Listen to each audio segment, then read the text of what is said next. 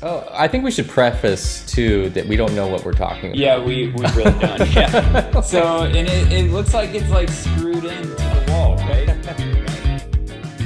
Cool. Welcome to the first episode of We don't know what this is going to be called. Nope. And that's fine because we don't know what we're doing. Anyways, Nope. do we? So I guess I got this house and it's in pretty bad shape. Right? And my plan was to learn how to rehab it and fix it, step by step. And Zach here has come in and decided to help. Yeah. I've done some remodeling on my house, and now it's rented out, and I needed a place. So I got a room, and I can also get better at everything that needs to get done to remodel a house. What'd you do on your house? I fully remodeled the bathroom. I changed the size of the carport, and took out all the rotting wood and replaced it on the siding and the eaves and the carport and all that. So some exterior stuff, repainted. I installed a vent. I took out the cabinets and installed a vent. Installed a gas stove, an electric one. I think that's most of it. Okay, well, cabinets is a nice little segue into what we just did. Yeah. Yeah, I just wanted to talk a little bit about what went down and what we did to prepare. Did you look into anything about cabinet renovation or remodel or? Nope. Okay, me either. Honestly, what do we have? We had a hammer, a drill, and a screwdriver. Yeah, and we had multiple different types of inserts for the drill / screwdriver. Yep. Because the square, it had the square heads. What do you call those square heads? it's little square heads. I know that they're like. Let me see if I can find out what that is. Contractors use them a lot, or like old school carpenters or contractors. But now, what's more common is the spacks. Spacks? Are the star shaped. Okay. Or hexagonal shaped. Anyways, there's a ton of different types of screw heads. The square is called a Robertson. Yes. Robertson screw. Mm-hmm. I don't know if every cabinet, if they use Robertson screws on, like, if that a standard for. So I also have some experience from my uncle was a carpenter. Is a carpenter. And he would come into Austin and I would go help him on jobs. Mm-hmm. And so from my experience, that's just an older style of like... Got you. Sturdy. It's for like holding more weight and being more serious than like a Phillips. Got you. But they've changed it. So I think it's just old. It's in my experience. So, yeah, those Robertson screws are very long. Longer than expected to. And the ones we ran into. Yeah, I just started essentially just ripping stuff out and not paying attention to the screws. So next time I will make sure I do a once over, maybe a twice over, and make sure everything's unscrewed. Yeah, well, it was both of us went into the drywall once, I believe. Yeah, I definitely hit the drywall with multiple the times. hammer, so that was a huge mistake. The end of a hammer. But the screws were hidden under. It was pretty. It seemed like a bad job. It was just like a amateur or custom job. There was sheetrock. Oh yeah, sheetrock underneath the cabinets. Yeah, hiding where the screws were inserted. Right. And maybe behind? Yeah, just kind of all around. Like, they were trying to hide the screws, which I guess is nice. Right.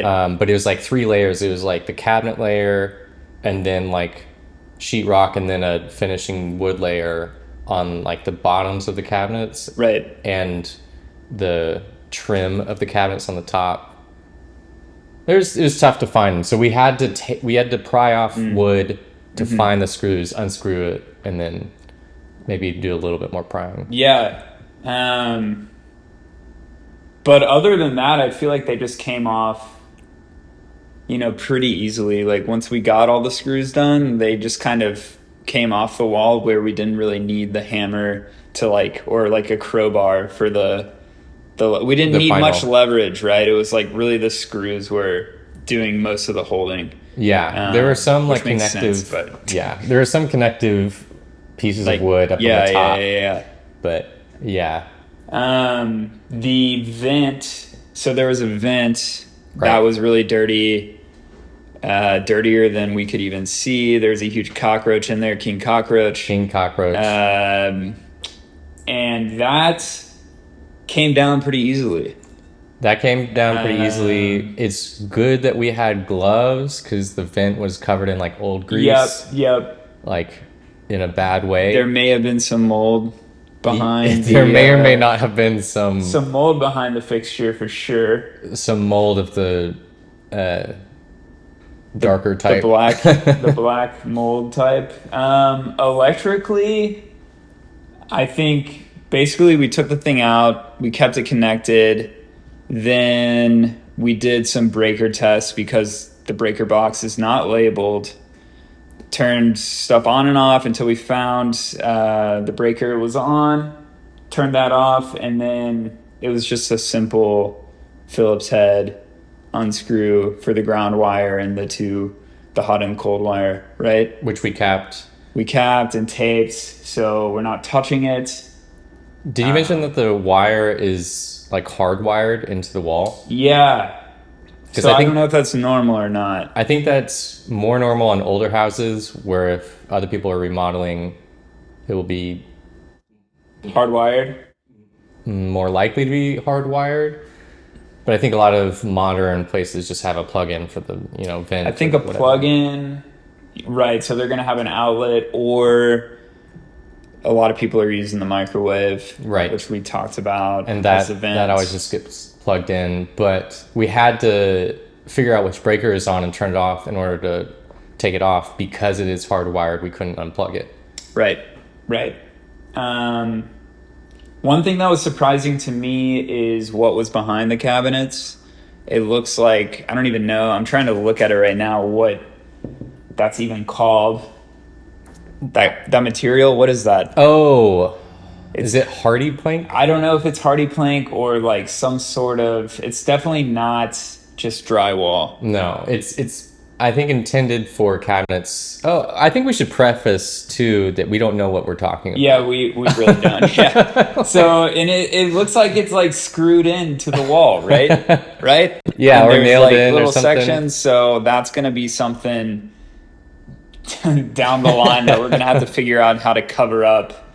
And you might run into that, I guess, if you're taking down old cabinets. I don't know. I mean, it seems like a smart thing that you need more substance to hold up a cabinet than drywall. And so they installed this behind where they put the cabinets. Right. Is what it looks like. So, right. I think we were thinking about like putting putty or the spackle or something to like over make it look cohesive, and then painting. Again, we don't know anything about texture and paint. Yeah. We're gonna have to look up how to do that to make it match. And the plan is to just put floating shelves behind the bottom cabinets, or above the bottom cabinets. Yeah. Maybe we can put like a visual. Let me take a photo of this while we're talking about it. Yeah. I think we need over. something. Otherwise, people are going to be like, "What the hell doing are a these terrible people talking job." about?" What else do we need to discuss? Well, we took off the tile backsplash behind the stove. The tile was easier than Kinda I came thought. right off. Which, was it done to code? You seem to think no. It didn't seem right. It came off quite easily. How it came off. So yeah, my plan at least is to backsplash a portion of that wall up to maybe the first shelf. I don't know. Yeah, I mean, I think whatever we do, there needs to be an evening of the background, whether you're putting backsplash or painting over. There's a lot of like height changes on the wall. There's a lot of texture changes. So that's the next step is making it uniform and cleaning it, because it's do we mention how gross cabinets can get? Do you want to elaborate? I started off by trying to vacuum the top of the cabinets. Yeah. You know, where people put decorative stuff. But you know, do you know what's the yearage? What's the mileage? This was built place? in 03. Really? So, yeah. It's got the feeling of something built in the 70s. Yeah. But this is an 03 build. That's incredible. Yeah. And I don't think it was taken care of very well. Right. I don't think the owner lived here before. I think it was renters. And yeah, they got real dirty. Yeah, there was a significant buildup, but it was also kind of like greasy and weird, so the vacuum wasn't really getting it. Yeah, it kind of just stuck to the top of the cabinet. Yeah. And I'll say that I started off without a mask and then put one on. And I did as well. I did not want to put a mask on or gloves. Yeah, Garrett was trying to just go for it. Straight up in there. But it got scary. It got messy, yeah. And dusty, moldy, bug. My allergies were acting up. I know yours were. Yeah, for sure. The residue left behind the cabinets too. Right.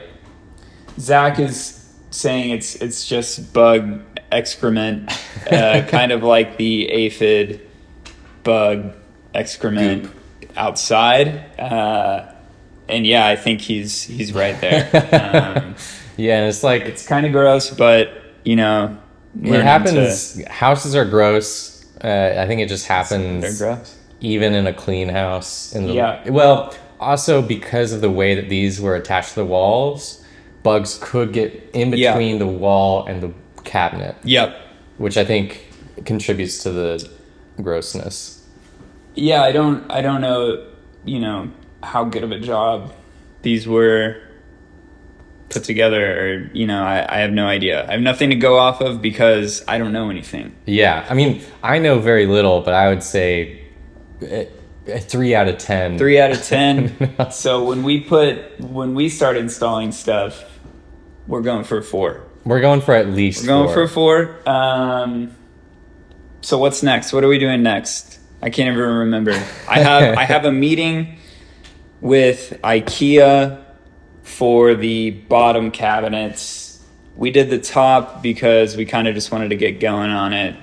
Feel like we've done something. We didn't need them anyways. We are still living in this house, so while we both know that this is a renovation job, we're trying to minimize like extreme loss of living ability. Yeah. So we have some stuff still in the bottom cabinets. We put up a unpainted IKEA storage thing for a pantry. Took out the top. To add to the IKEA website usability, you can do a lot of stuff on it. Yeah. I thought it was I mean, obviously it's a tool that you kind of have to mess around with, but pretty easy to, like, I don't know, all things considered, to shape your kitchen and build it, put what you want in there. We'll see how the meeting goes, but yeah. And your meeting, not only because I think you have to. You don't have to. I guess I could just order it. But there are like little edge cases in putting together this cabinetry that aren't exactly clear on the website, that we want to make sure that we're not buying a cabinet that doesn't open or. Yeah, and also, like, I think the main thing with the meeting, the IKEA meeting, is to kind of just get the okay. Like, okay, you're not going to order something that's like really off for your space, and then I don't know. I guess you'd have to send it back. Yeah, we'd probably take it to the store, but it'd be a hassle. Yeah. So I think next order of business is taking out the bottom cabinets once the new ones get here. Yeah, I think we were talking about we don't want to install the top yet because it gives us more room to work on the bottom cabinets. Yeah. We're gonna have to take out the countertop. Yeah, leave the top how it is, live with it, wait for everything to come in, rip it out. We're going to have to do some sort of weird countertop situation where we're using these desks. Maybe Zach has a standing desk as our like kitchen for a week or two. I don't know. I mean, I think we are a pretty high volume smoothie household. Yeah, drink a lot of smoothies. Lots of smoothies in this house. So we're going to need to up that space for that. Yeah, we might do something in between. I don't know. We'll see.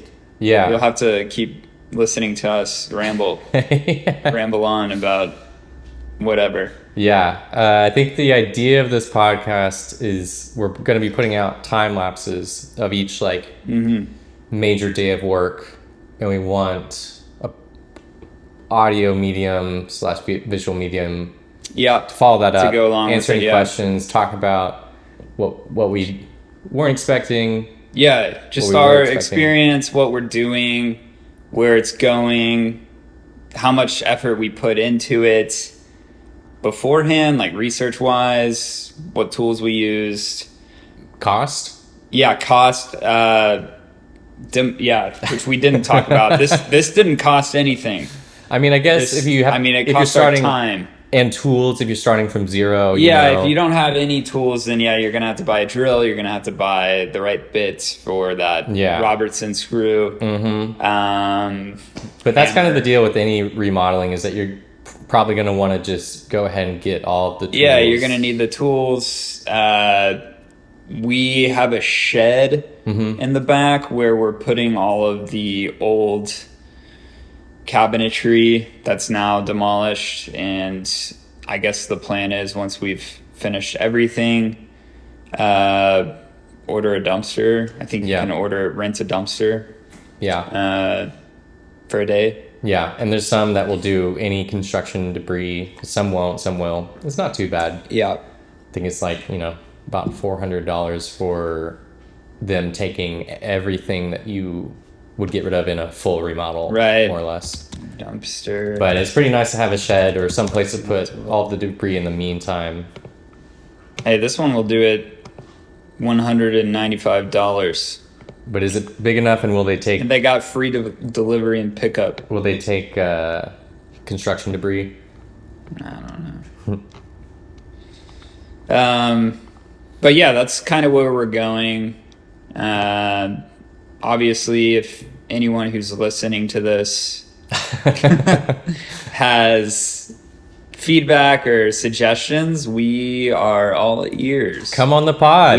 Come on the pod. Defend yourself. Come sit with us and talk to us about this.